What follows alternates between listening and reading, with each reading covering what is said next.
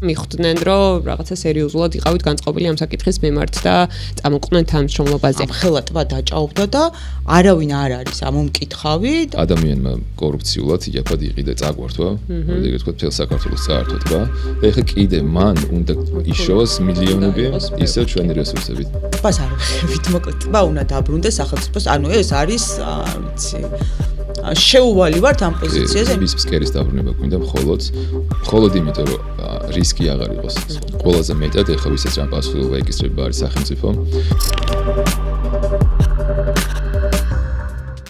მოგესალმებით, ეს არის რეპორტიორის პოდკასტი, მე ვარ სოფო აფციაური, პროექტ 64-ის ჟურნალისტი. ეს პოდკასტი იქნება იმ სერიების გაგრძელება, რასაც ვაკეთებ ხოლმე YouTube-ზე, რეპორტიორის დღიური. ამ ვიდეოებში ვცდილობ ხოლმე ვისაუბრო ქვეყანაში მიმდინარე სოციო-ეკონომიკურ პოლიტიკურ საკითხებზე და იმ საკითხებს, რასაც ვერ ამოვწურავ ხოლმე ჩემს ვიდეო სერიებში, უკვე ვეცდები პოდკასტის სერიების ფარგლებში განვავრცო. აქვე გთხოვთ რომ გამოიწეროთ ჩემი YouTube არხი. დღეს განსაკუთრებით მნიშვნელოვანია დამოუკიდებელი მედიების მხარდაჭერა და ერთი კლიკის მეშვეობით შეგიძლიათ რომ თქვენი ეს დამოუკიდებულებაც გამოხატოთ მედიების მიმართ.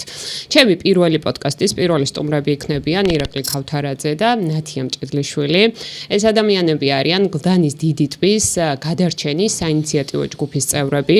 გლდანის დიდი ტბის ისტორია ძალიან კარგი მაგალითია ერთი მხრივ ხელისუფლების უკანონო გადაწყვეტილებები როგორ მოქმედებს შემდეგ უკვე ბუნებრივ რესურსებზე და მეორე მხრივ ამ პოდკასტში მინდა ვისაუბრო ადგილობრივი მოსახლეობის აქტივიზმზე და სწორედ აი ამ კითხვით დავიწყებ. უბრალოდ პატარა შესავალი მინდა მაინც გავაკეთო, რაზე ვსაუბრობთ. დაახლოებით 20 წლის წინ არის ამ ტბის ფსკერი გასხვისებული კერძო მესაკუთრეზე.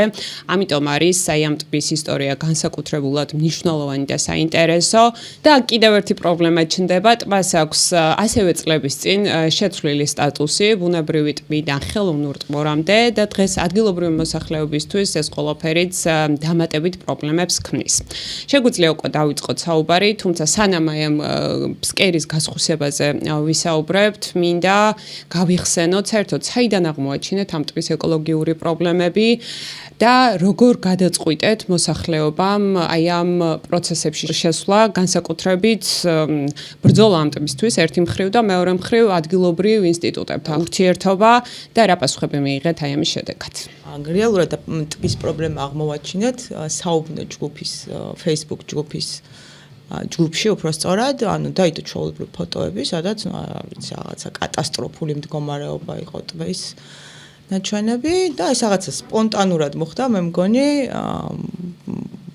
უკმაყოფილებას იწვევდა ის, რომ ტბა იყო დაჭაობებული, იყო კატასტროფულ მდგომარეობაში და რეალურად არავინ არ აქცევდა ამას ყურადღებას. და ადამიანთა ჯგუფი, ასე ვთქვათ, გამოიკვეთა, რომელიცაც ჰქონდა სურვილი, რომ ამ ტბისთვის ებრძოლა და თან უფრო მეტი ადამიანი გამოჩნდა, რომელიც ჩაერთო მთელ ამ პროცესებში და რატომ გადავწყვიტეთ, არ ვიცი ხა, ამას რეალურად არ სჭირდება რაღაცა მნიშვნელოვანი გადაწყვეტილება, შენი უბანია, შენი ქალაქია და როდესაც ასეთ სივრცეებზე ვლაპარაკობთ, არ უნდა იყოს შენი ყურადღების მიღმა. მხოლოდ ის, რომ ახლა რაღაცა გაკეთებულია და ლამაზია და იქავიდე და დავისვენო, ეს არ უნდა იყოს მნიშვნელოვანი. მნიშვნელოვანი უნდა იყოს ის, რომ როდესაც ასეთი რთული პრობლემის წინაშე დგას, შენი რაღაცა სამოქალაქო ვალდებულებად შეასრულო და იყო აქტიური მოქალაქე ელემენტარულად, როცა ხედავ რომ შენი სახლის წინ ამ ხელა ტბა დაჭაობდა და არავინ არ არის ამომკითხავი და შენ ხდები ერთადერთი, რომელიც იწყებ ამისთვის ბრძოლას. და პროცესში რატო დაჭაობდა, რატო შემცირდა წყლის ზედაპირი? აი ეს ყველაფერიც რომ აგვიხსნათ. ხო, აი თავიდან რეალურად არაფერი არ ვიცოდით. ვხედავდით მხოლოდ დაჭაობებულ ტბას. აი პროცესში აღმოვაჩინეთ, რომ თურმე ამ ტბას რაღაცა დაახლოებით 2000 წელს სარკინიგზო გვირაბის მშენებლობის დროს მოუშალეს მკვებავი არხები, რომელიც შემდეგ არ აღადგინეს და დღემდე ეს წყლები იკარგება ომის სამართოდ. იქ ახლა თავისთავად განაშენიანებას, ქაუტურმა განაშენიანება გრუნტის წყლებზე შექმნა პრობლემები, გლობალურმა დათბობამ თავისი მნიშვნელოვანი როლიც ითამაშა და მივედით ნელ-ნელა თან დაახლოებით ეს პროცესი გრძელდებოდა, 2010 წელს ეს ტბა იყო 37 ჰექტარი. და მის მერე იწყებს უკვე ნელ-ნელა კლებას. და აქამდე მოვიდა მოკლედ ეს სიტუაცია, რომ ტბა შრებოდა, თითქმის განახევრებული იყო ტბა. იყო დაჭაობებული, საშინელი სუნი ქონდა, აი ზაფხულის პერიოდში იქ გავლა და არ ვიცი, ცხოვრებით ადამიანები ცხოვრობდნენ, მხოლოდ აი წარმოუდგენელია მართლა როგორ ცხოვრობდნენ, ქვედა მიკროებამდე აღწევდა ეს სუნი. და მე მაქვს ფოტოები, ნანახი თევზი როა გამოყრილი, თვითონ ნაპირზე და ვერც ვიჯერებდი, მაგ მდგომარეობაში თუ იყო ეგ ტბა, იმიტომ რომ ბოლოს და პრინციპში პირველადაც ვიყავი ახლა წელს, როდესაც თქვენთან ამოვედი რეპორტერზე და ვერც წარმომედგინა რომ მაგ მდგომარეობაში ყოდეს მე ტბა. კი, აი ფოტოებზე კიდე ისე იმდენად არ ჩანს, აი საშინელი მდგომარეობა იყო. თევზი იხოცებოდა მასიურად, რაღაც პერიოდულობით იყრებოდა ეს თევზი ტბიდან. და მქონდა არ ვიცი როგორი სუნი მქონდა, ვერ ავღწერ უბრალოდ ხა სუნის გადმოცემა არის შეუძლებელი. და აი მართლა ძალიან ცუდ მდგომარეობაში იყო, აი ზაფხულის 2023 წლის ზაფხული, იყო არ ვიცი, ალბათ პიკი იყო ყველაფრის ზოგადად მაგ ტბასთან მიმართებაში. მაშინ განსაკუთრებით პანდემიის დროს მახსოვს, ჩემი გამოსვლებაც ეგ იყო და მგონია რომ ბევრის გამოსვლება იქნებოდა, რომ პანდემიის რო ჩავიკეტეთ სახლებში, ეგ კლანის ტბა იყო ძალიან დიდი შეღავათი. ერთადერთი სადაც ფეხით ახლა კლაინი ნებისმიერ წერტილთან ახლოს არის ჩემთან მით უმეტეს ჩემგან და ის იყო განტვირთვის ადგილი იყო და მე უკვე მაგ პერიოდშიც იგრძნობოდა ხოლმე თუ სწორად მახსოვს შეიძლება ცოტა უფრო გვიან ეს სუნი და ჩემი გამოსვლებაც ეგეთი იყო რომ კი მე ამას ხედავდი და ვატყობდი რაღაცა ვერ იყო მაგრამ ინფორმაციის მიმოცვლა ესე მაშინ არ იყო თავიდან და ეგლანის ჯგუფის საკმაოდ აქტიური დიდი ჯგუფი არის Facebook-ზე და მან როცა წამოვიდა ეგ პროცესი და დავიწყეთ ერთმანეთში ინფორმაციის გაცვლა, უბრალოდ მე მაგ პროცესში გამოიკვეთა ეს ვიღაცებმა რის გაკეთება შეგვიძლია და ასე შემდეგ და მაშინ დაიწყო მე ეგ პროცესი. და მოახერხეთ იმდენი, რომ თბილისის მერიამ დაიწყო პროექტი GVP-სთან ერთად და დაიწყო ტბის შევსება. გავიდა მას შემდეგ 3 წელი? თუ 2 წელი 2020 ჩადის 1 წელია გასული. 1 წელია რაც გასულია და როგორც თქვი მე ამსული რო ვიყავი, ტბა არის ძალიან ნორმალურად, ხო, ფიზიკურად რასაც ესე უყურებდი, შევსებულია და ეს დაჭაობების რისკებიც აღარ არსებობს. ამაზე ძალიან ბევრს აღარ მოგაცდენთ, იმიტომ რომ ეხა მნიშვნელოვანი ის არის იდეაში ძალიან პოზიტიური და კარგი ამბავია, რომ ადგილობრივი მოსახლეობის აი ამ მუშაობამ და ბრძოლამ გამოიღო შედეგი და თბილისის მერიაც გამოყვათ აი ამ მოთხოვნებზე და ეხლა ივსება ხელოვნურად. მილები არ აღდგენილა, სავარაუდოდ არა, არსებობს უკვე რაღაცა პროექტამდე ამისული მე მგონი, რომ შემოვლითი გზა კეთდება, მაგისტრალია მე მგონი. ავჭალა გლდანის, ავჭალა აეროპორტის ნაწილი გაივლის ამ ტერიტორიაზე, აი რასადაც ძველი რკინიგზა დაკონსერვებული რკინიგზის მარშრუტია, ზუსტად იმ ადგილას გაივლის. და აი სავარაუდოდ მაშინ იქნება მნიშვნელოვანი ამ კოლექტორების საკითხის გააქტიურება, იმიტომ რომ გამოს მოკვლევაში კი აქვს ეს ხელოვნური გზა მოძიებული, მაგრამ ეს გადაწყვეტილება დასკვნა როგორც ასეთი მიღებულია, რომ უნდა იყოს კომბინირებულად, უნდა იყოს ბუნებრივიც და ხელოვნურიც. ხელოვნური გვაქვს და ჩადის წყალი, მაგრამ ბუნებრივი ჯერ არ აღდგენილა. და შესაბამისად აი როცა ეს გზის მონაკვეთის მშენებლობა დაიწყება, აი ვფიქრობთ, რომ მაშინ იქნება ძალიან აქტუალური ეს საკითხი, რომ ეს კოლექტორები დაუბრუნდეს ტბას, არის ნასერალას ქედიდან ჩამოდის ატმოსფერული ნალექების შემკრები კოლექტორებია და ჩადიოდა ტბაში. რეალურად ეს ყვებავდა პლუს გრუნტის წყლებიც, რა თქმა უნდა, ამ ტბას და აი ეს 2010 წლიდან ეს კოლექტორები მოიშალა და დღემდე აღარავის აღუდგენია. და ყველა საინტერესო პროცესი ალბათ, ანუ მეც როგორც ჟურნალისტი ესეთი დოკუმენტის აღმოჩენისას ძალიან ისე აჟიტირებულები ვართ ხოლმე და ნათიასგან გავიგეთ და თქვენც იყავით ჩართულები, ხო, როდესაც აღმოაჩინეთ ეს მცხეთის დოკუმენტი 2006 წლის არის, თუ სწორად მახსოვს, როგორ აღმოაჩინეთ ეს დოკუმენტი, რომლის საფუძველზეც გავიგეთ, რომ ტბის ფსკერი იყო გაყიდული წლების წინ და რა პირობებში გაიყიდა ეს, რომ ცოტა დეტალურად მომიყვეთ, ალბათ ეს არის ყველაზე მნიშვნელოვანი და საინტერესო აი ამ საკითხში. როგორ აღმოაჩინეს მაინტერესებს? აი მართლა შემთხვევით ვიპოვე. როდესაც ეს ამბები იმასაკნა რა ქვია დაიწყო, გეგმავდით მცხეთაში წასვლას, იმიტომ რომ მან რა ქვია აქვე ბოდიში შეგაწყვეტინა მაყურებლისთვის, რომ გასაგები იყოს 2007 წლამდე გლდანი ეკუთვნოდა მცხეთის გამგეობას და ამიტომ ეს ტერიტორია და შემდეგ უკვე გადაეცა თბილისს, კი ბატონო. ხო, ძალიან შემთხვევით აღმოაჩინე ეს საბუთი, როდესაც ამბები დაიწყო მოკლედ და მიდიოდა იქ რაღაც გადაბრალებები, რომ არა თქვენ გაყიდეთ. პოლიტიკოსებს შორის, ასე ვთქვათ, ერთ-ერთი პოლიტიკოსის Facebook გვერდზე მიდიოდა ეს დავა და მეორე პოლიტიკოსი უდებს, რომ აი, ამ წლებშია გასხვისები. ხო, ანუ რეალურად ეს ასე ვიპოვე, თორემ მცხეთაში ვაპირებდით წასვლას, იმიტომ რომ საიამ მომთხოვა, რომ საიასთან მქონდა მაშინ კომუნიკაცია და გთხოვა, რომ ამოიღეთ საბუთები და აი რაღაცა დაასწრო მოკლედ ამ Facebook გვერდზე გამოდება ამ საბუთების და ხო, შოკი იყო სრული ამ სიტყვის მნიშვნელობით, იმიტომ რომ პირველი რაც შევამჩნიეთ, აი, როცა ეს ამბები დაიწყო, საჯარო რეესტრის გვერდზე რომ შევედით, ეწერა სასოფლო-სამეურნეო მიწის სტატუსი ქონდა, რაღაც ამდენი კვადრატული მეტრი მიწი და საერთოდ არ იყო ნახსენები, რომ აქ იყო რეალურად ტბა. და ეს კითხვა გაჩნდა ყველაზე ლოგიკურად მაშინ, რომ რატომ ასე, როდესაც სხვა ტბებს მაგალითად არ გააჩნიათ არანაირი საკადასტრო კოდებიც კი არ აქვთ. იმიტომ რომ ეს არის ბუნებრივი რესურსი და ბუნებრივი რესურსების კანონით გაყიდვა არის აკრძალული.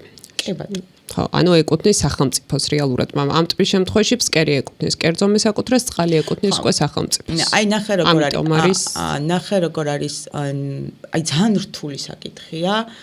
ეგ ყველაზე რთული საკითხია, მე მგონი აი გასაგებადაც იმდენად რთულია, რომ მაგრამ შევეცდები ხლა ავხსნა. ნებისმიერი ხელოვნური ტბორი სხვისდება ზუსტად ასე. იყიდება მიწა, იმიტომ რომ ამის გასხვისება არის შესაძლებელი, მაგრამ ვერ იყიდება წყალი. მაგრამ ასე ჩვენ არ ვამბობთ, რომ ხა ფსკერი ვიღაცისაა და წყალი ვიღაცისაა. ძალიან ბევრი ხელოვნური ტბორები არსებობს, არ ვიცი, ხა სხვადასხვა მიზნებისთვის კეთდება. ეს ხელოვნური ტბორები და ზუსტად იგივე, აი რაც აქვს დიდ ტბას, ზუსტად იგივე სტატუსი აქვს, იგივენაირად იქაც ფსკერი არის კერძო მესაკუთრის, ვინც თავის მიწაზე ასე მოაწყო ეს ტბა და რაღაც სხვადასხვა მიზნებისთვის იყენებს და წყალი არის სახელმწიფოს, იმიტომ რომ წყალი არ იყიდება, ფიზიკურად ვერ იყიდება და რჩება სახელმწიფოს ბალანსზე. თუმცა არც ერთი ამ ხელოვნური ტბორის მესაკუთრე არ გეტყვით, რომ მე ახლა რაღაცა ტბა დამიჭაობდა, ან ჩემი ტბა გასაწმენდია, ან თევზი მაკლია და თევზი მჭირდება და მოდი ახლა სახელმწიფო შენ და მიხედი ამ ტბას, იმიტომ რომ წყალი თურმე შენი ყოფილა. იმიტომ რომ რეალურად პრაქტიკაში ასე მუშაობს ეს, რომ ვიდეო ამბობთ, რომ ეს ტბა არის კერძო საკუთრება. თუმცა რომ ჩავუკვირდეთ კანონის დონემდე, რომ დავიდეთ, იქაც ანალოგიურად არის, რომ ფსკერი არის მესაკუთრის და წყალი არის სახელმწიფოსი. ყველაზე დიდი პრობლემა რაც ამ სტატუსს და ამ ფორმით არსებობისას ვდგებით, ყველაზე დიდი პრობლემა არის ის, რომ კერძო მესაკუთრეს ამ შემთხვევაში შეუძლია თავისი ხელოვნური ტბორი უბრალოდ დაცალოს. კი ბატონო. და იურიდიულად დღეს გლდანის დიდი ტბის დაცლის უფლება მას აქვს. კი. და პლუს აქ შემოდის ამ ხელოვნური ტბორის ამბავი და ცოტა ვრცლად კიდე თუ გინდა ირაკლი შენ ისაუბრე, რას ნიშნავს ხო თვითონ აი ამ სტატუსის ცვლილებაც იყო ბუნებრივი ტბა და ჩვენ მოვიძიეთ ისტორიული წყაროებით ამბობს, რომ გლდანის ტბა არის ბუნებრივად შექმნილი, საუბარი იყო აქ მარილს მოიპოვებდნენ და ძალიან ბევრი დოკუმენტი არსებობს, ხო, ძველი არქივებიც ვნახეთ ჩვენ ჩანაწერები, თუმცა დღეს ამ ტბას მიუხედავად იმისა, რომ გარემოს დაცვის სამინისტრო გვეუბნება და გვიდასტურებს, რომ ეს არის ბუნებრივი ტბა, ხელოვნური ტბორის სტატუსი აქვს იმის გამო, რომ მაშინ გაყიდული იყო როგორც სასოფლო-სამეურნეო მიწა. აი ეს ამბები, ანუ რას ნიშნავს თქვენთვის იმის თუნდაც რას ნიშნავდა იმის გაგება, რომ ეს არისო რაღაცა ბუნებრივი ტბა, მიუხედავად იმისა, რომ მოსახლეობას იქ ახსოვს ეს ტბა წლების განმავლობაში. კი თვითონ წყაროები რაც არის, მე მგონი ორი დოკუმენტი არის, რომელიც ლაგბარაკობს მაგაზე, რომ ეს არის სუფიოზური წარმოშობის ბუნებრივი ტბა, რომ როგორც ყველა სხვა ტბა თბილისში ბუნებრივად წარმოშობილი, ამ ტბაზეც ამ ტბის ფორმირებაც არის მსგავსი პროცესები წარმოშობილი. და ეხლა დადგა ეს საკითხი, რომ ჩვენ გვჭირდება რომ თითქოს დავამტკიცოთ, რომ ეს ტბა არის ბუნებრივი, თორემ ცხადია, არ გაჩენიათ მანამდე სურვილი, რომ მაინც და მაინც ესეკულიათ, რომ ხო ნამდვილად ბუნებრივი წარმოშობის არის. ამიტომ სამწუხაროდ რა ხარ მე პატრონემ წამოწია ეს ნარატივი. ვეთქვის ხუებსაც რომ იცოდნენ, რომ მე პატრონე და მისი ახლობლად ცდილობენ, რომ ეს ნარატივი განავითარონ, რომ თითქოს ეს ტბა არის ხელოვნურად წარმოშობილი. და აი მე ამის უფლება მაქვს, რომ ჩემი საკუთრება არის და ასე შემდეგ. მათ შორის უდევთ 60-იანი წლების სწორად მესმის 60-იანი წლების სატელიტური ფოტოები, ან ორთოფოტოები, სადაც ჩანს, რომ ტბა არის დამშრალი. იმიტომ რომ ამ პერიოდში საუბრობთ მოიპოვდნენ მარილს და ალბათ ცდილდნენ ხოლმე ამ ტბას და დაცლის შემდეგ მოიპოვდნენ მარილს, თუმცა ეს ტბის კონტური მთლიანი ტბის შენარჩუნებული არის და გასაგები არის ახლა სხვა სატელიტური ფოტოები რუკებიდან, რომ ეს ტბა როგორი ფორმისაც არის დღეს, ეგეთი ფორმის იყო ყოველთვის, როცა ფორმირდა. და რატო ცდილობს კერძო მესაკუთრე, მოდი აქვე ვთქვათ, კერძო მესაკუთრე ახლა არის ნატალია კვანტალიანი, ბიზნესმენია, რომელმაც 2008-ში დაიწყო აქ გარკვეული ინფრასტრუქტურული პროექტი, გვილების მშენებლობაა დაწყებული იმ პერიოდში ნაწილი, შეჩერებულია ახლა და აქეთაც არის შემორჩენილი, თუმცა 2008 წელს დაწყებული პროექტი ერთ წელში გაჩერდა, ხო? ვერ მივიდა ბოლომდე, თუ უფრო ადრე. ყოველ შემთხვევაში ერთ წელში არა მთლად, ანუ რაღაცეები გაკეთდა. საცურაო აუზია იქ აშენებული, როგორც ვიცით და კაფეებიც ეს იყო. აქეთ ამხარეს, ვილები არის მეორე ხარეს. მე შეაქვია ჩემპიონატები კი, ბაიდარების რა ქვია იმას. თუმცა დღეს არის შეჩერებული და მიტოვებული სივრცე. იყო, მოკლედ 2013 წელი იყო რაღაც ის ვადა. იქ სხვა პროექტი, ანუ სხვა ისინიც იყო, სასტუმრო იყო, რაღაცა თავისი დარბაზი. ხო, რაღაც პროექტები ქონდა ესე ნახატები ქონდა ამას. უნდა გაკეთებულიყო კიდე, ანუ უფრო დიდი პროექტია, ვიდრე ახლა რეალურად რაღაცა ბუნგალოები და კაფეები, მაგრამ აღარ დასრულებულა. დაახლოებით 2010 წლიდან, აი ასე შეჩერდა, ხო, ეს აღარაფერი აღარ გაკეთებულა. და რა პროცესები დაიწყო შემდეგ და რატო უწევდა კერძო მესაკუთრეს იმის მტკიცება, რომ ეს იყო ბუნებრივი ეს არ იყო ბუნებრივი ტბა და იყო ტბორი. აი თვითონ თქვენი ეს რაღაცა წარმოდგენები, რომ მომიყვანეთ. კი, ნათი რაც ლაპარაკა, ბუნებრივი ტბა არის ეკუთვნის სახელმწიფო შესაბამისად იქ რეგულაციები ვრცელდება, ნუ ის არის ხალხის საკუთრება და თავის წესები აქვს, როგორ უნდა მოიქცეს მის ტერიტორიაზე და ასე შემდეგ. ამიტომ ცხადია, ჩვენ როცა ვნახეთ, როცა აღმოაჩენს, რომ ნახევარი ტბის გადაფორმებული აქვს თავის სამშენებლო კომპანიაზე, მაგან მთელი ის გამოიწვია, რომ გასაგებია ხო ეხლა ტბა შრება ტბას ხოს კერძო მე პატრონე და ნახულობთ რომ ნახევარი გადაფორმებული სამშენებლო კომპანიაზე. ხო გასაგებია ფიქრო გარდა იმისა რომ ის ცდილობს რომ რაღაცა ინფრასტრუქტურა ააშენოს იმ ადგილას სადაც ჩვენი ტბა არის. ცხადია მისი განზრახვა და ინტერესი არის რომ ეს ტერიტორია იყოს ხელოვნური ტბორად გამოცხადებული და დარჩეს ამ სასოფლო-სამეურნეო სტატუსით, იმიტომ რომ აქ შეუძლია რომ ბევრი რაღაც გააკეთოს და ხელს არავინ არ შეუშლის. თუნდაც გაყიდოს რომ უნდა უფრო მარტივი იქნება ცხადია ამ ყოველფრის გაკეთება ამ სტატუსის ფარგლებში, მაგიტომ მისი ინტერესი არის ეგ. ეხლა ესე რომ ვთქვათ, რომ ზუსტად მისი ინტერესი არის მაინც და მაინც ამ ადგილას ჩადგას ესა და ეს შენობა, ესეთი ისინი ჯერჯერობით არ ჩანს, თუმცა როგორც ჩვენ ვფიქრობთ, მისი ინტერესი ეს არის, რომ თან აკვირდება სიტუაციას, მაგალითად მთელი ამ პროცესის განმავლობაში შრებოდა ტბა, მას არ გაუკეთებია არც ერთ განაცხადი არ შეუტანი არც მერიაში არცად, არც გარემოსდაცვაში. და პირიქით, ნუ ეხლა რომ მივყვეთ ეტალებში, ტბა რო შრებოდა, სანაპირო ზოლმა რო გადაიწია შიგნით, ზოლად ჩარგო ხეები. თან ძალიან სასაცილო ჩარგო, ანუ ყველაფერს აკეთებს ეს ქალბატონი, ყველაფერი რაღაცა იმიტაცია და რაღაცა გაუგება რაღაცებს აკეთებს ხოლმე. და მოკლედ მაგაც გამოჩნდა, რომ შეიძლება თქვა მთლად რაღაც ბოლომდე დაშრობა არ უნდა და რაღაც დიდი корпуსების ჩადგმა, რასაც თვითონ ასაცებ ხალხს უსვამს ხოლმე, მაგ არ უპირებდი корпуსებს, მაგრამ ყოველ შემთხვევაში ეტყობოდა, რომ ცდილობდა, რომ ის ტერიტორიაც თავისუფლებოდა წყლისგან, გარდაქმნილი იყო როგორც აღქმის დონეზე, ისე მატერიალურად მიწად. და ნუ იმ ადგილას ბოლო-ბოლო რაღაცას ჩადგავს, მე რაღაცას გააკეთებდა, რაც მე შეიძლება გაყიდოს, გააქირავოს ან რაღაც ეგეთი გააკეთოს. მაგიტომ მისი ინტერესი ალბათ დარწმუნებული ვარ დღემდე და მომავალში ეგრე იქნება არ შეიცვალოს ამ ტბის სტატუსი. ეხლა როგორი სიტუაცია არის, ერთი მხრივ საჯარო რეესტრს აქვს რეგისტრირებული როგორც სასოფლო-სამეურნეო მიწის ნაკვეთი, რუკებზე, თბილისის მერიის რუკებზე ყველგან, ყველა რუკაზე არის ფიქსირდება როგორც ჰიდროლოგიური ობიექტი ან ტბა.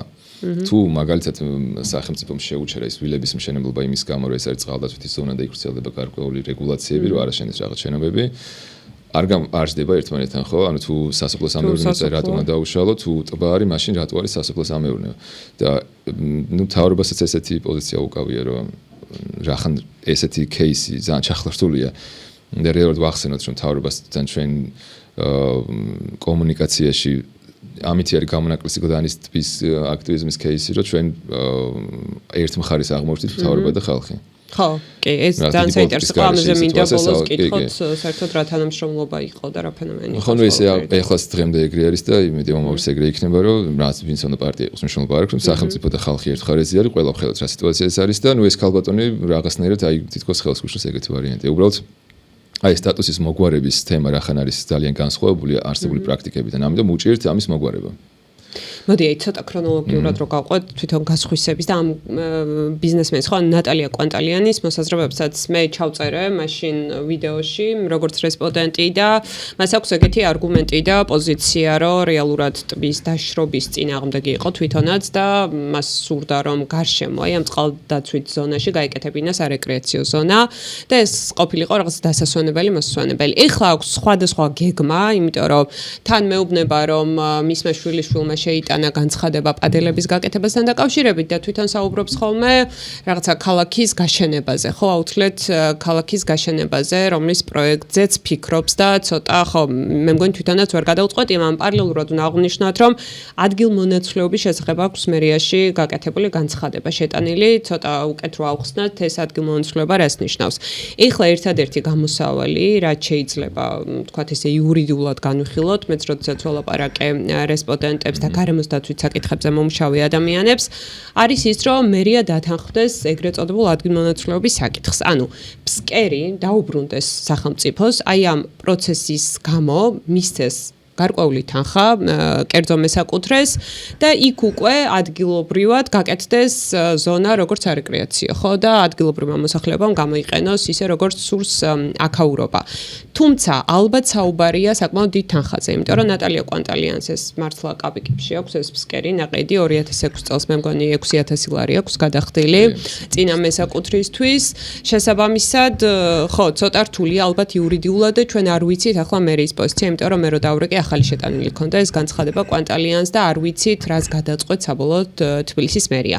იურიდიულად ერთადერთი გამოსავალი ახლა ეს არის, რომ შემდეგ მერიამ შეძლოს უკვე აქ სარეკრეაციო ზონის მოწყობა.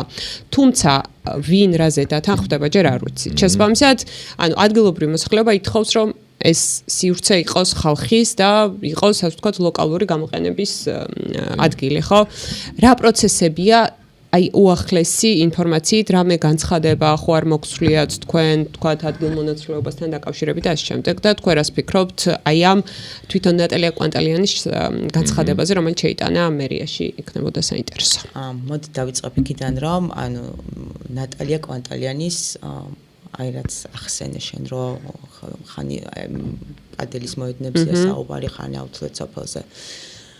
პირველივე დღიდან ნატალია სხვათა შორის აქტიურად იყო იმ გლანის ჯგუფში ჩართული და რაღაცა სულ ამბობდა ამას რომ იცით მე მინდა ეს წყალი, მინდა ეს ტბა, ამით ტბის სიყვარულით ვიყიდა ეს ტერიტორია მთლიანად, თუმცა აი რაც ირაკლი მახსენა წეღან ნარგავები ჩარგვა, აი აქტიურ ფაზაში იყო შესული ეს რაღაცა სამოქალაქო რაღაცა აქტივიზმი და რაღაც ჩვენ იმებს მართავთ აქციებს მართავთ იქ აქტიურად რაღაცა და ნატალია კვანტალიანი მიდის და დამშრალი ტბის ნაპირზე, რომელიც დღეს უკვე სავსე მდგომარეობაში 30 მეტრით არის უკვე სიღრმეში შესული, რგავს ნარგავებს. აი ამან გამოიწვია ძალიან დიდი აგრესია მოსახლეობაში. ანუ ადამიანი არ ამბობს რა, არც ერთ სიტყვას. კი, ასე სიტყვერად ამბობს, უბრალოდ რომ მე მინდა მომომწონს ეს ტბა და რაღაც პროექტები მაქვს ამასთან დაკავშირებული, მაგრამ ქმედებით ის მიდის და ამ რაღაც დამშრალი ტბის ადგილას დარგო ნარგავები. შემდეგ აი მთელი ამ 3 წლის მანძილზე ერთადერთი ვთქვათ არაც ნატალია კვანტალიანის და დადებითად შემიძლია ვთქვა, ახლა მე მის პიროვნებას არ ვახები, რა თქმა უნდა. აი, ქმედებიდან გამომდინარე იყო ის, რომ დათევზიანებაში მიიღო მონაწილეობა და მან გარკვეული თანხა ჩარიცხა ამ თევზისთვის. ტბის შევსების შემდეგ დათევზიანება გავაკეთეთ და ამაზე გაიყო თანხები, მოსახლეობა მოვაგროვეთ ეს თანხები და მანაც თავისი წვლილი შეიტანა. აი, ეს არის ერთადერთი რამე, რაც ნატალია კვანტალიანმა ტბის სასარგებლოდ გააკეთა მთელი ამ 3 წლის მანძილზე. პარალელურად აი თევზისთვის ფული ხო გადმორიცხა, პარალელურად ტბის მიმდებარე ტერიტორიაზე მის საკუთრებაში განაცხადი აქვს შეტანილი ავტოსადგომის მშენებლობაზე და აშენებს ავტოსამრეცხაოს. ააშენა. ხო. ააშენა და ასრულა ექსპლუატაციაში მიიღეს, ანუ ეს ავტოსამრეცხაო ფუნქციონირებს, არის სრულიად უკანონო. ეგ არის ცოტა მოშორებით თუ ეგაც ტერიტორია არის წყალდაცვით ზონა არ არის, მაგრამ პრობლემა რეალურად ახლა რაში მდგომარეობს, ხო? ადამიანის განაცხადს აკეთებს ავტოსადგომზე. აშენებს ავტოსამრეცხაოს, რომელიც ჩვენ არ ვიცით რა იქვე არის, ანუ აი რამდენი მეტრი არ ვიცი ხო დაშვერებული. თქვათ, სად მიდის ეს ნარეცხი წყალი, იმიტომ რომ არის უკანონო. ანუ არ აქვს არქიტექტურის სამსახურს გაცემული ნებართვა. სამრეცხაოზე. ნახაზები არის კანალიზაცია. ანუ არაფერი არ არის რეალურად, იქ უნდა იდგეს მანქანები წესით. ჩვენ არ ვიცით რა ზემოქმედება აქვს იმ ტბაზე. ანუ არაფერი არ ვიცით და ამ ავტოსამრეცხაოს დღემდე ვერაფერს ვერ უხერხებთ. დააჯარიმეს ორჯერ, ექვემდებარება კანონით დემონტაჟს, თუმცა დაახლოებით 5 თვეა გასული და პასუხსაც ვერ მცემენ მერიაში, რატომ არ მოხდა ამ პროცესის გაგრძელება, როდესაც რაღაც იმაში მივიდათ. სხვათა შორის სკოლაა წინ, კერძო სკოლაა და მათ შეიტანეს განაცხადი, იმიტომ რომ ბავშვებისთვის ძალიან დიდი ის არის, ანუ გაჩერებაა წინ, კი ხმაური, ანუ და მათ მოვიდათ პასუხი, რომ დაჯარიმდა ორჯერ და ახლა შემდეგი პროცედურები გაგრძელდებაო, მაგრამ აღარ მიეცა ამ პროცედურებს დასასრული. გავიდა უკვე 4-5 თვე.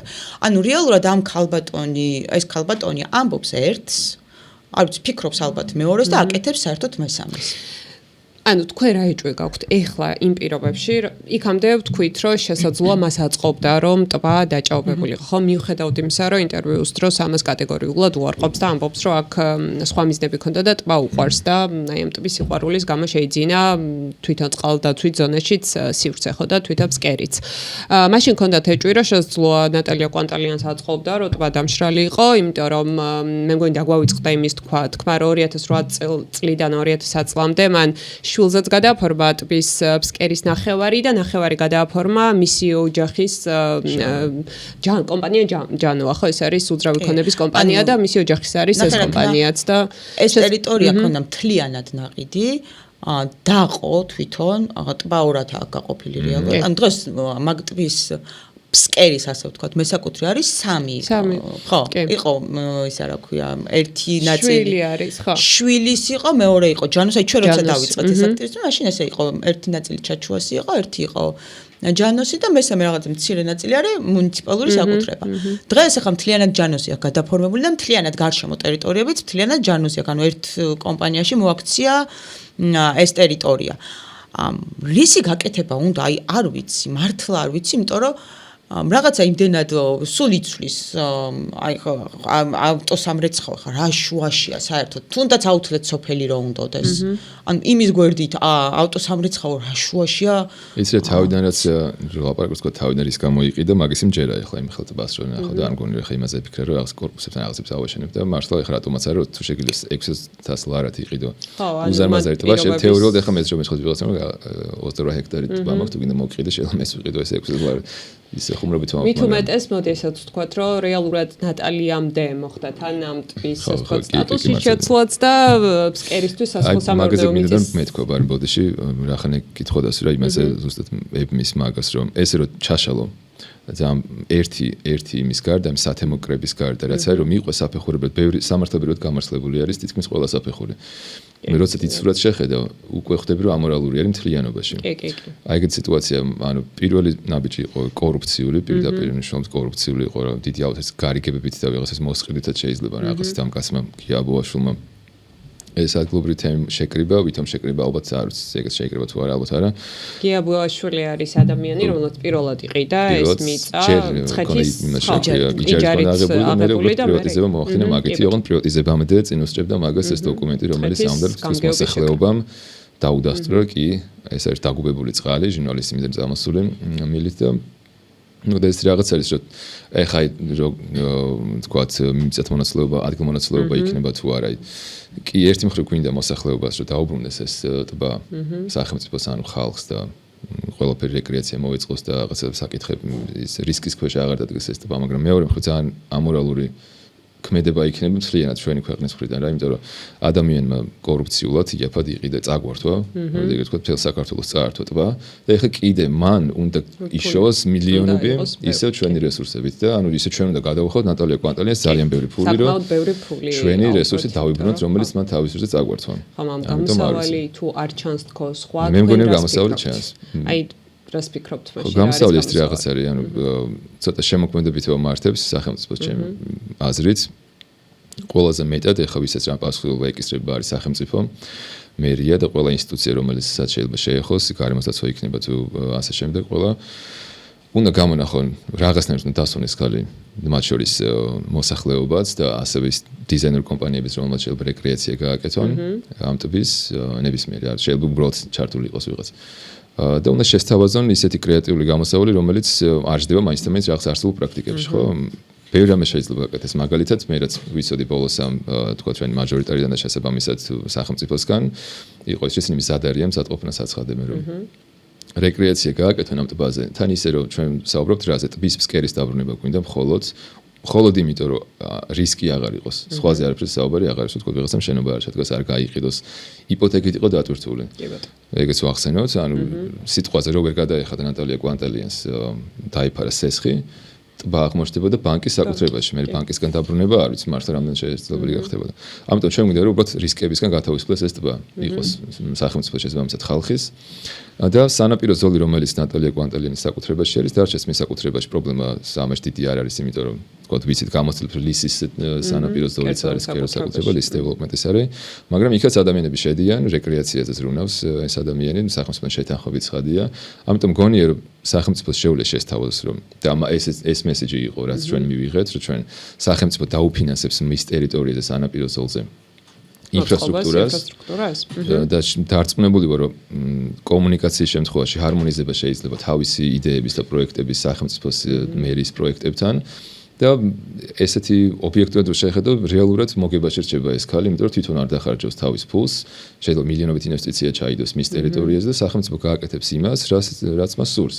რეალურად.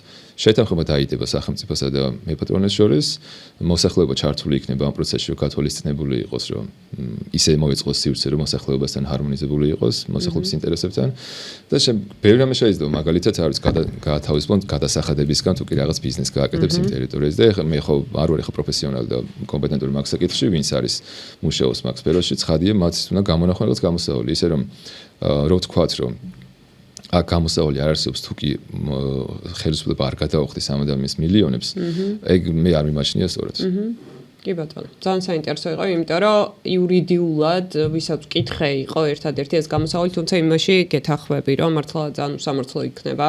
თან არ არის ხო რაღაცა რამდენიმე $10 ლაპარაკი ამ მიწაში საკმაოდ დიდი თანხის გადახდა მოუწევს მერიას თუ ამ ადგილმონაცვლეობაზე. თბილისში 28 ჰექტარზე არის საუბარი. 28 ჰექტარია მთლიანად ფსკერი და პარალელურად ეს წყალდაცვით ზონაში. გლანცში რო ვიყავი ამოსული ტბაზე, მიუხედავად იმისა, რომ წეგან ვახსენეთ ეს მერის პროექტი და ტბარი ფაქტობრივად უკვე იმ დონემდე მისული, რომ რაღაც შევსებული შეიძლება დაუძახოთ, მაინც გაგვიჭირდა რაღაცა სივრცებამდე მისვლა, ხო? ის იყო ჯებირი იყო, ქვის ბარიერები იყო.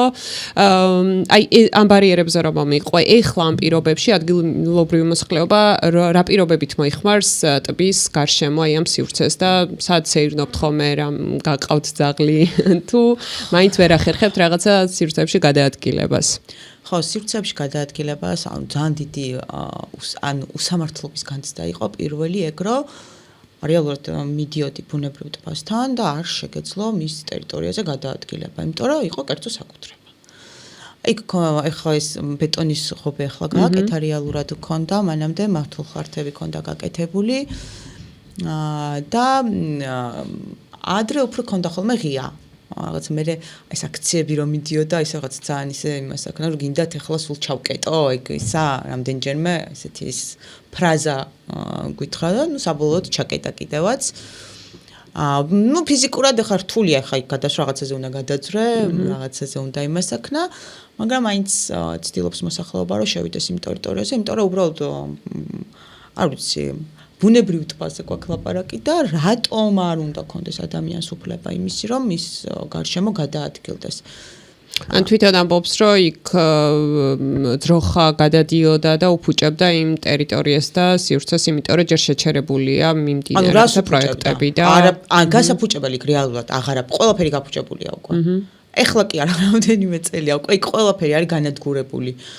ძალიან კაი პროექტი ქონდა რეალურად, ახლა რაც იყო გაკეთებული, რაღაც განათებებიც, ხემცენარეებიც იყო, კაფეებიც იყო, ანუ ძალიან კაი დასასვენებელი ადგილი იყო, მაგრამ დროთა განმავლობაში ეს გაფუჭდა, იმიტომ რომ იქ აღარავინ აღარაფერს არ აკეთებდა.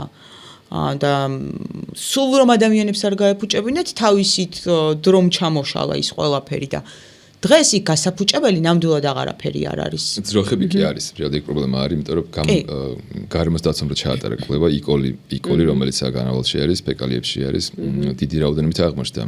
და ხშირად არის ხო არის ხო თვითონ თუ ტბაში და სანაპირო ზოლში ან მიდიან ხოლმე ძროხები მართლა შედიოდნენ კიდე შუა ტბაში მინახავს მათ ძროხები უბრალოდ ნახეთ მანდაც ჩანს რა ესე მიდგომა საკითხის მიმართ ხო შეიძლება მიემართა თქო მერიისთვის და ეთქო რომ ეს პრობლემა აბინძურებენ წყალს არა მარტო თქო ჩემს სანაპიროს არამედ წყალი ბინძურდება რაღაც ეგეთი და მოდი გარშემო გავაკეთოთ ბოლო რაღაც ფულს მისცემენ რაღაცა და ხობის შემოვლებას რაღა უნდა სეტკაც რო იყოს რაღაც ეგეთი რომ შეაჩერო ცხოველები და მთელი ტბის გარშემო გაკეთებული იყო ის მაგრამ ამ გადაწყვეტა რომ მარტო თავისი ტერიტორია უნდა დაეცვა ოღონდ ეს ყველაფერი კეთდება რაღაცა ანუ იმის არგუმენტად ვამბობ ამას რომ იქ მიფუჭებდნენ ძროხები რაღაცა ძროხა გასაფუჭებული რეალურად აღარაფერი არ არის პლასმასის პალმებს მოძებდნენ არის. ხო, ანუ აღარაფერი არ არის გასაფუჭებლად, რეალურად ეს არის. კარგი, აქედან თუ პირობითად ძროხები შედიან, თქვა ცენტრალური შესასვლელი რატო აქვს ჩაკეტილი და რატო არ შეუძლია ადამიანებს შესვლა იქ, ხო?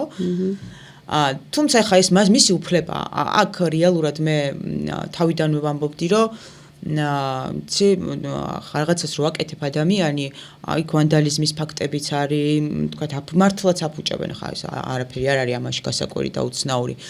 უბრალოდ ეს იყო რაღაცა პრინციპული ნაბიჯი იმის საპირწონედ, რომ ჩვენ პროტესტს და პრეტენზიას გამოვთქვავდით ამ ტბაზე და რაღაცა თავისი არ ვიცი, რაღაცის ჩვენება, რომ აი ჩემი საკუთრებაა და მართლა გააჟღერა, აი პირველი აქცია იყო თუ არ ვცდები, იმ დღეს ვნახულობდი ზუსტად და იქ ამბობს, რომ რა გინდათ საერთოდ ჩავკეტო ეს ტერიტორია, მოსახლეობა ესეთი ცოტა აგრესიულებიც იყვნენ ხა რა თქმა უნდა. მოსახლეობა და ესეთი ფრაზა გააჟღერა და ნუ საბოლოოდ ჩაკეტა რა ეს ტერიტორია. სხვა ტერიტორიებზე ახლა იქ გადაადგილება არის შეუძლებელი, იმიტომ რომ დაჭაობებულია არავის ხელი არასოდეს არც ნატალიას და არც სახელმწიფოს მისასვლელი არ არის ახლა ან თქვენ რეალურად განიხილავთ თანამშრომლობას ნატალია კვანტალიანთან თუ მოლაპარაკების პროცესი სახელმწიფოს მხრიდან წარიმართა ეფექტურად ხო ის რომ თქვენ სარეკრეაციო ზონის მოწყობა გინდათ თუ დაემთხვია ნატალია კვანტალიანის მიზნებს და სახელმწიფომაც ეფექტური როლი ითამაშა ამ ყველაფერში ამ შემთხვევაში მერიას გულისხმობ თქვენ თანახმა ხართ რომ აი ამ პირობებში გააგრძელოთ ხო როგორც ხვდები. კი, ნახე რა თქმა უნდა. ან წინააღმდეგი არ ხართ ამ ადამიანს ეს აღნიშნოთ უბრალოდ თავარი არის ამ სივრცის გადარჩენა და წინააღმდეგი არ ვართ არანაირად, ერთადერთი ანუ ტბას არ ვეხებით, მოკლედ ტბა უნდა დაბრუნდეს სახელმწიფოს, ანუ ეს არის, ვიცი, შეუვალი ვართ ამ პოზიციაზე, იმიტომ რომ ანუ აი ყველანაირად უკანონოც არის, ამორალურიც არის, ყველანაირად მიუღებელია, რომ ეს ტბა დარჩეს კერძო საკუთრებაც არის, აი რო თქვათ რა თავიდან როგორი სიტუაცია რო კითხე მაგაზე, რომ ეს გაურკვევლობა ვის ეკუთვნის აი რეპორტაჟიც რომ მაგალაპარაკობ, აი იმდენი ყველა ერთმანეთთან გომისამართებდა, იმიტომ რომ ვეღარ ვიგებთ ვის რა. თვითონაც ვიდეოს გაკეთების დროს ფაქტობრივად ვერ ვერ მოძებნე პასუხისმგებელი ორგანო. ანუ მერია მამისამართებდა ქონების აგენტოში, პირიქით გლდანის თან იმ პერიოდში ეს გლდანის გამგეობა, კი არა მცხეთის გამგეობიდან მერე წამოსული გლდანის მერიაში ეს საქმეები მოკლედ ძალიან დიდი ბიუროკრატია და გაუგებრობა იყო, იმიტომ რომ როგორც ხვდები თვითონ ძალიან დაბნეულები არიან, ეს არის წინა ხელისუფლების პირობებში გაცემული უკანონო გადაწყვეტილება, ამას უსვამენ ხოლმე ხაზს, თუმცა ფაქტია, რომ ახლაც ვერ ახერხებენ აი ამ უკანონობიდან გამოსვლას და ვერ მოუფიქრებიათ რა გამოსავალი მოძებნონ და ეს დაბნეულობა მართლა შესამჩნევი იყო, იმიტომ რომ მე როგორც მივხვდით ხა ყველა ორგანოს დაურეკე, მაგრამ ფაქტობრივად არ მქონია ცხადი პასუხი არც ერთი სახელმწიფო ინსტიტუციის. ხო, წარმოგიდგენ მაშინ როცა ტბაშრებოდა, მაშინ ჩვენ როგორ ვიყავით, რომ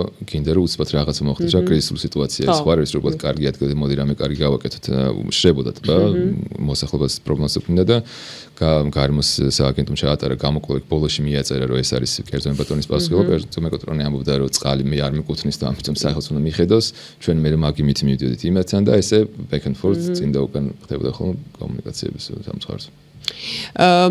თუმცა საინტერესო იყო ჩემთვის ის რომ ჩვენთვის ახლა ძართულია ხოლმე სახელმწიფო ორგანოებთან ბოლო წლებია კომუნიკაცია ინტერვიუზე ფაქტობრივად აღარავინ აღარ გვთანხმდება ხოლმე არც ეჯარო ინფორმაციის გაცემაზე და საინტერესო იყო ადგილობრივი მოსახლეობის თანამშრომლობა მაჟორიტართან ხო იმ დროის მაჟორიტართან ეს გამოცდილება მაინტერესებს უბრალოდ რახან წინა ხელისუფლების პირობებში იყო ეს გადაწყვეტილება მიღებული განსდახო არ ქონდათ რომ აი ამის გამო გამოყვნენ თუ გულწრფელი წუხილი იყო გლდანისტვის გადასარჩენად აი ეს მაინტერესებს თქვენი წარმოდგენები და რა სახის თანამშრომლობა გქონდათ და პლუს ძალიან მნიშვნელოვანი ალბათ თქვენი აქტიურობა გარდა იმისა რომ ესე აქტივიზმს ვეძახით ხოლმე ხო ძალიან ბევრი აქცია ჩაატარეთ თუმცა რეალურად ეს ბიუროკრატიული ასე ვთქვათ საბუთების აღმოჩენაც უკანონობის წარდგენაც თქვენი მხრიდან იყო ძალიან მნიშვნელოვანი ალბათ და მიხვდნენ რომ რაღაცა სერიოზულად იყავით განწყობილი ამ საკითხის მიმართ და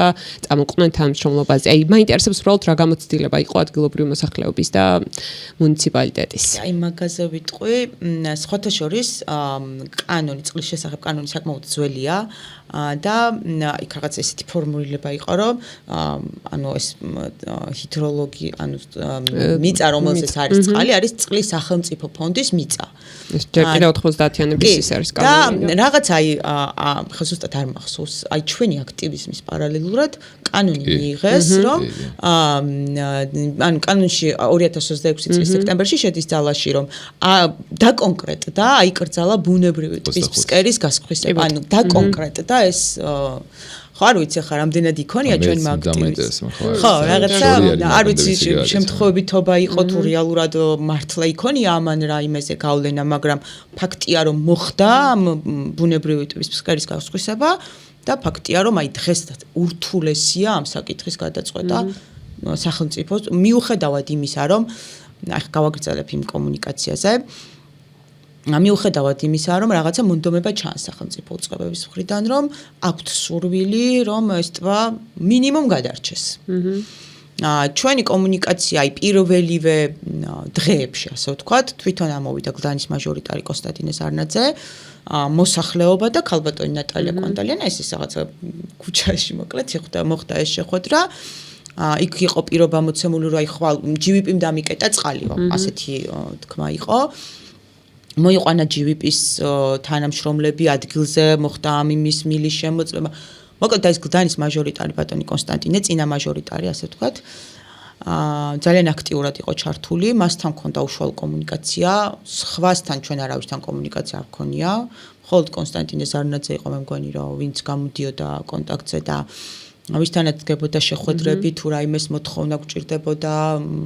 მოკლედ კონსტანტინე იყო ჩვენთვის რაღაცა შუამავალი რგოლი, ასე ვთქვათ, ყველა დანარჩენ უწყებასთან. და ხო, ანუ გულწრფელად ჩანს მე მგონი ის, რომ რაღაცა არ ვარ მე მგონი სუბიექტურად არ ვფიქრობ ამ შემთხვევაში, რომ აი რაღაცა გულწრფელად ჩანს ის სურვილი, რომ რაღაცა ეს ტბა გადარჩეს. გადარჩეს.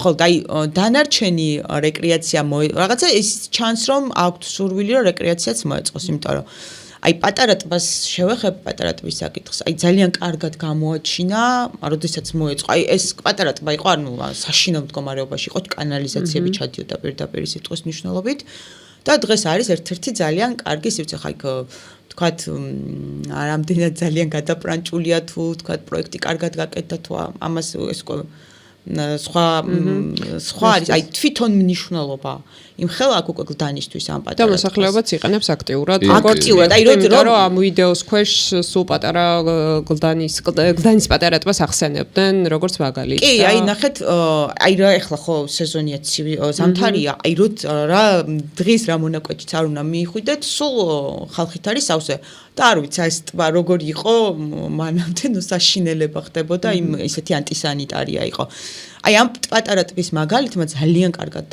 გამოაჩინა ამ დიდი ტბის პოტენციალი. ზოგადად არა მხოლოდ გლდანისთვის, არამედ მთელი ქალაქისთვის.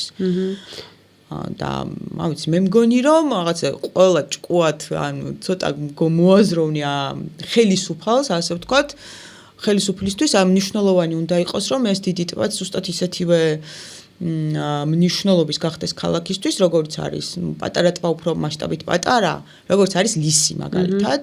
და ლისზე მეტი პერსპექტივაც გააჩნია, იმიტომ რომ ადგილმდებარეობის მხრივ არის იდეალური, აი ქალაქის ნების. დანში თან სხვა ესეთი რეკრეაციული ზონა არ არსებობს, ხო? მარტო ეს არის, სადაც შეუძლიათ, ხო, პატარა სკვერები, აი ეს პატარა ტბა გაკეთდა და ანუ ეს დიდი ტბა. ხო, და აი მარტო გლდანისთვის არ არის მნიშვნელოვანი ეს დიდი ტბა.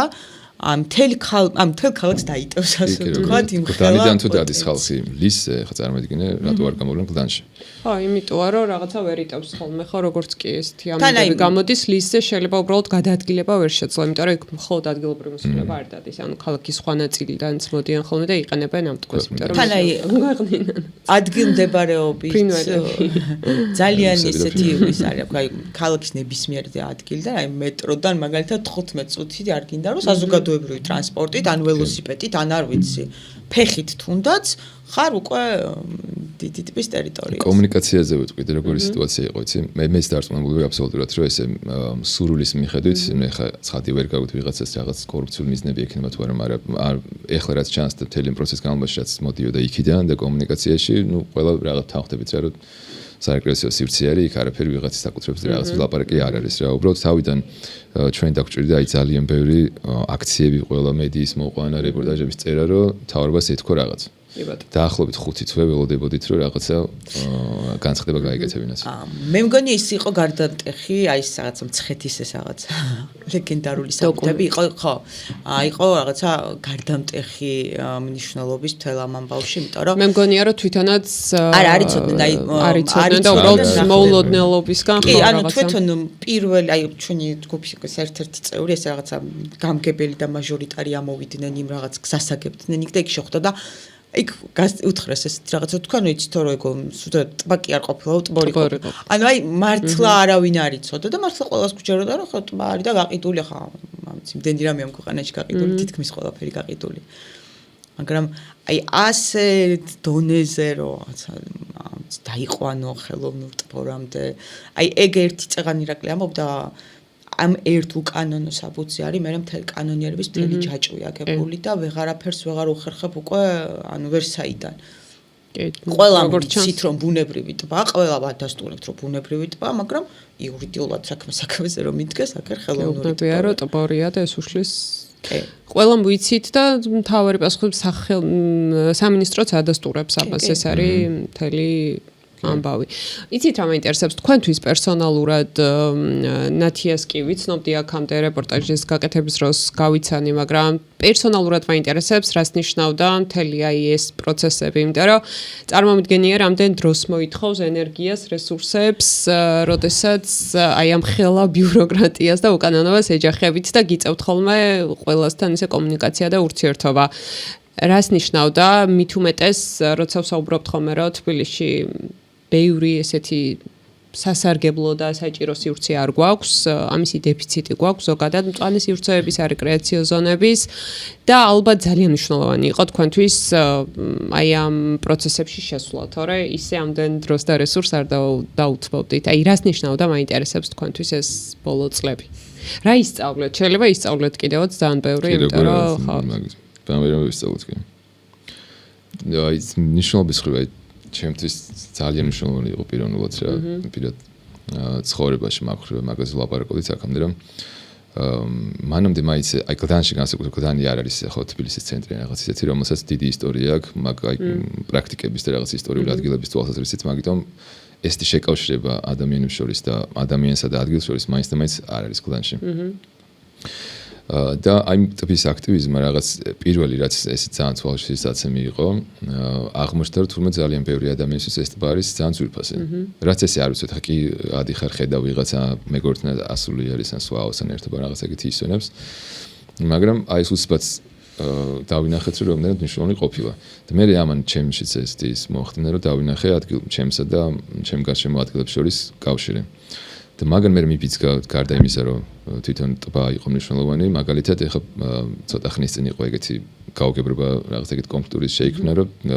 გლდანის მეხუთეში არის ისტორიული შექმნა და ვარქვათ ხიდი კომუნისტებისთვის აშენებული პონტოვეკიოს სტილში არის გაკეთებული ძალიან მნიშვნელოვანი არის არქიტექტურულად და ბოლოში უკვე ინგრეოდა პანდუსი რომელიც ხიდის განუყოფელი ნაწილია და დააპირეს კიბეების და რაღაც რკინის კონსტრუქციების მიდგმა იმაზე რაც სრულიად გამოშებოდა ანადგურებდა ხიდის მნიშვნელობას და უცბად ძალიან ინტუიტიურად ეს ინსტინქტურად უბრალოდ ჩავერთეთ ამაშიც ყველა არ მაგრამ მეც ვიყავ ჩართული რაღაცები ჩაერთვნენ და მაშინ ეხა მაგას ვფიქრობდი რომ არ ყოფილიყო გლდანის ტბის აქტივიზმი და ჩემი ეგ ცვლილება ჩემში რომ მე ჩემთვის მნიშვნელოვანია ჩემ გარშემო რა ხდება და ის ადგილები ალბათ იმას არ გავაკეთებდი და ნუ შეერთვის ადამიანები გავიცანი ნათიას და ყველა ვინც ამაში არის ჩართული და დაგვაახლოვა ის ხალხი ვინც ერთმანეთს ვერს გავიცნობდით რომ არ ყოფილიყო ეს ტბა და ეხლა მე ჩემი პირად მგონია რომ კიდე უფრო მეტ ადამიანს დააკავშირებს კიდე უფრო მეტის პოტენციალი აქვს მაგ ადგილს და თუ კი უფრო მეტი ადამიანი ჩაერთვება რაღაცნაირად შეიძლება ის გარემო რომელშიც ცხოვრობთ იმ გაგებით რომ სოციალური კავშირი გაჩნდება რაც ამ კაპიტალისტური სისტემაში ესე რომ გლანის იმას რომ შეხედოთ მოცოცავს ბეტონები ზემოთ და ისე არის რომ უბრალოდ გლანი იმის ნაცვლად რომ იყოს რომ სახში მიდიხარ და ჭამ მისვენებ და მე სამსახურში მიდიხარ და მეტი არაფერი არ ხდება იყოს ამ ადამიანების შეკავშირების სივრცე. კი ბატონო. მადლობა. ხო. პირველ რიგში მე წეღანაც ვთქვი რომ მართლა არ ვიცი აი უბრალოდ როცა ხედავ შენს გვერდით შენს ქალაქში უბანში ამ ხელა მნიშვნელობის ბუნებრივი რესურსი ნადგურდება როგორ არ უნდა გაგიჩნდეს პროტესტის გრძნობა და სურვილიც რომ რაღაც გააკეთო. პირველად მე როცა ჩავერთე ეს ჯგუფი ვახსენე გლდანის ჯგუფი და აქედან კიდევ მადლობა ვეტყვი გლდანის ჯგუფის ყველა წევრს იმ ჯგუფის ადმინებს იმიტომ რომ ის ადამიანები არ იყვნენ ჩვენთვის ახლა რაღაცა საინიციატივო ჯგუფში კი ვართ 6 ადამიანი მაგრამ სულ გრძნობთ ამ ადამიანებისგან რაღაცა გამხნევებას არ ვიცი რაღაცა ძალას გრძნობთ მოკლედ ამ ადამიანებისგან რომ შენს უკან ვიღაცად გას და არ ხარ მარტო არ ხარ შენ 6 ადამიანთან ერთად რომელიც რაღაცა არ ამქვეყნიურ სიტყვას მოკლედ და ეს გლდანის ჯგუფი ხო ამ ჯგუფში რაღაც აღმოვაჩინეთ ერთმანეთი მოკლედ და ძალიან დიდი გზა გავიარეთ აი ამ 3 წლის მანძილზე მართლა ხარ ამის წინ ვიხსენებდით რომ აი სად ვიყავით და რაღაც პატარა ბავშვი რო გაიზრდება თანდათან და ყველაფერს ისწავლი ხო იქ რაღაცა როგორ მოიძიო არც ერთს არ ქონდა თითქმის არანაირი გამოცდილება და რაღაცა ის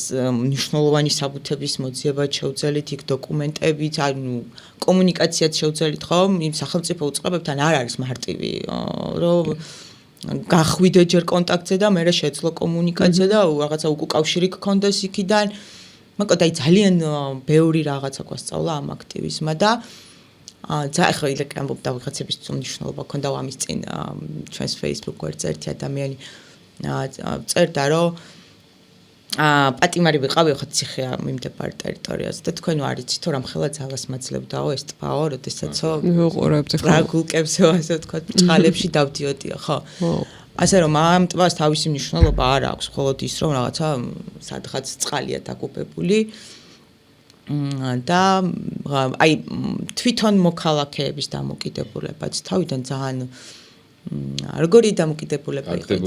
ხო, რაღაც აი თანისტვა რა, ხა თქვენც კომუსტვა ხო გქონიათ და რაღაცა და მან კორპუსები უკვე გაყიდულია და უკვე რაღაც ნუ აი სასწაული დამოკიდებულება იყო სულ თავიდან. და ეს მოსახლეობაც ნელ-ნელა გაიზარდა ამ პროცესებში, იქ ნახეს რომ რაღაცა არასწორად არის გაკეთებული, სადღაც დანაშაულია მომხდარი, სადღაც ისე არ არის როგორც უნდა იყოს, მას მეტი უფლება აქვს, ხო? მას აქვს უფლება რომ ცხოვრდეს ჩანსახ გარემოში. და ეს მოსახლეობაც გაიზარდა. აი მე თანდათან უკვე უფრო რაღაც ეს შევსება რომ დაიწყო და გადავწყვიტეთ რომ ტბა დაგვეთევზიანებინა გამომდინარე იქიდან რომ არ მოხდა ტბის გაწმენდა და ევთროფიკაციას ეკოლოგიური პრობლემა არ არის ასე მარტივად სამართავი რომ მარტო წყალი შეუშვი. ხო, მარტო წყალი შეუშვი ეს არ არის რთულად აღმოგვხრის პრობლემას, იმას ჭირდებოდა თევზი, რომელსაც სახელმწიფო არაფერს არ გააკეთებდა, ხა ვიცით რეალურად ყველამ რომ კერძო საკუთრებაა და ის რაც გაკეთდა, იყო ალბათ მაქსიმუმი ამ ეტაპზე, რაც შეიძლებოდა სახელმწიფოს გააკეთებინა, რომ უბრალოდ ფიზიკურად ტბა გადარჩენილიყო. და აი ამ თევზის დათევზიანების პროცესში თანხების მოგროვება დაიწყეთ მოსახლეობაში. აქტიურად ჩართული ძალიან საინტერესო იყო მაგალითად სკოლების ჩართულობა. ბავშვები ყავდათ ხო ჩართული. თითო ლარი გროვდებოდა ანუ კლასში აგროვდნენ თითო ლარს ბავშვი და 30 ლარი 25 ლარი კლასებიდან ირიცხებოდა. და რაღაცა ის მერე მეთევზეები გამოჩნდნენ უკვე რომ ამ დათევზიანებასთან დაკავშირებით და აი მოკლედ რაღაცა უფრო შეიკრა თითქოს ეს ამბავი და რაღაცა მარტო აღარ ვართ 6 ადამიანი, არიან გლდანელები, არიან მეთევზეები, ხო, არიან ქვეყნის სხვადასხვა კუთხით, აი როცა იგებენ ამ ამბავს მთლიანად. უკვე უჩნდებათ პროტესტის გრძნობა და რაღაცა ინტერესდებიან უკვე ამ თემით და რაღაცა გულშემატკივრობენ, რომ აი და ბოლომდე უნდა მივიყვანო. უღრმესი მადლობა ირაკლი და ნათია, თუ რამის დამატება არ გინდათ, პატარა დასკვნასავით გავაკეთებ. ძალიან დიდი მეტი მაქვს, რომ მერია და სხვა უწყებებიც გამოყვებიან აი ამ თანამშრომლობაზე და საბოლოოდ მიაღწევთ იმ მიზანს, რომ ეს ადგილი გადაიქცეს არეკრეაციო ზონად, გამოიყენოთ ადგილობრივმა მოსახლეობამ დასასვენებლად, განსატვირთად და განსაკუთრებით იმ პირობებში, როცა გვაკლია ხოლმე ესეთი სივრცე თბილისში. ჩემ მაყურებელს ერთხელ კიდევ მოუწოდებ, რომ გამოიწეროთ რეპორტიორის დღიური და ასევე მინდა აღვნიშნო, რომ სიამოვნებით მოვისმა ხოლმე აი ამ პოდკასტის სივრცეში ასევე სახელმწიფო წარმომადგენლების აზრს და რახან უკვე გადავწყვეტეთ, რომ რეპორტიორის დღიურის პარალელურად ჩავწეროთ ხოლმე სტუდიაშიც პოდკასტები, ძალიან კარგი იქნება, რომ აი ეს გავს მიმდინარე პოლიტიკურ, ეკონომიკურ, სოციალურ პრობლემებზე ასევე გავიგოთ ხოლმე სახელმწიფო მოხლების აზრიც. დაგებშვიდობებით ამ ეტაპზე და წარმატებებს გისურვებთ და უღრმესი მადლობა იმისთვის, რაც აი ამ 3 წლის განმავლობაში გააკეთეთ. მადლობა.